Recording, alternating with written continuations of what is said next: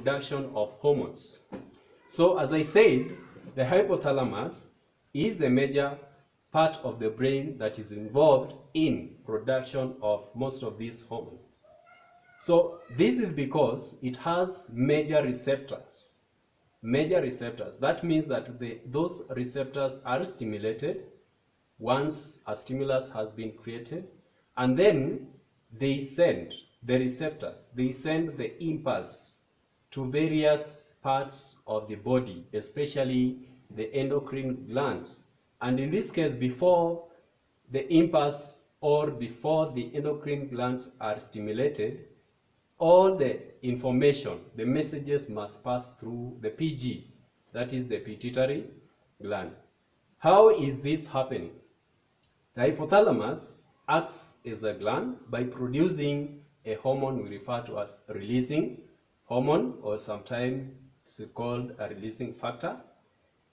And this releasing factor is the one that stimulates the pituitary gland to produce a tropic hormone. Now, once the tropic hormone is produced, it influences another endocrine gland in the body, and therefore that gland will be able to produce a hormone that is required at the time. And therefore, once released, it is transported via blood to target cells.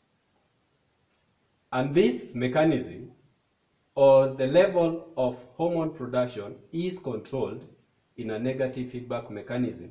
Remember, this is the corrective mechanisms that aims at correcting any change in the condition of internal structures or internal parts or internal status of the cell. For example, we can be able to use one for thyroxine later on, as we will be describing. But quickly, remember the effect of temperature. High increase in temperature should always be regained. The optimum temperature should always be regained. How is that done? For example, if there is need to reduce the body temperature,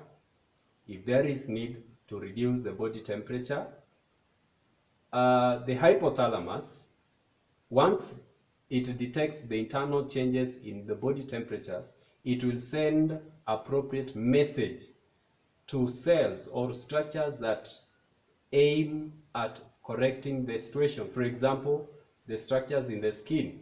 That's when we will talk about dilation of the blood vessels, so as to reduce or to increase the rate at which temperature is lost or dissipated to the surrounding. That mechanism is what we call the negative feedback mechanism, a mechanism that aims at correcting any situation that is shifting away from the norm back to the norm.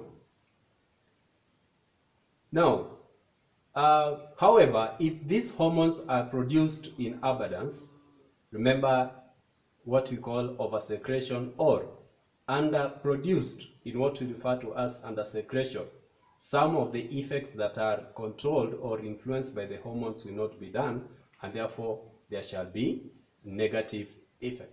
Now, let me use this to summarize the principle of negative feedback mechanism. We've said that the hypothalamus is the major part of the brain involved in production of RH, which is the releasing hormone. And apart from just releasing hormone, it also regulates homeostatic processes in the body.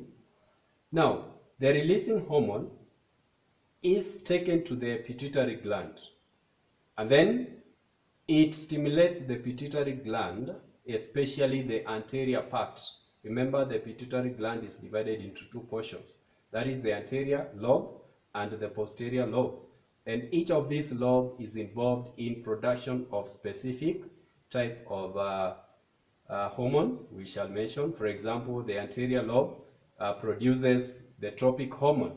Now, the tropic hormone is the one that now will trigger the endocrine gland, a specific endocrine gland. For example, the adrenal gland to produce a hormone, adrenaline, and adrenaline will be having an effect to certain structures, for example, the skeletal muscles, in this case, the target cells. The skeletal muscles, once the skeletal muscles are triggered, remember there will be rapid contraction, bringing about the expected response. So that means that in this way, there are two ways that we can be able to say. Either hormones stimulate certain processes in the body, or they inhibit those processes. Thank you. I hope you join me in our next clip, where we are going to discuss the various types of glands, the various types of hormones they produce, and their roles.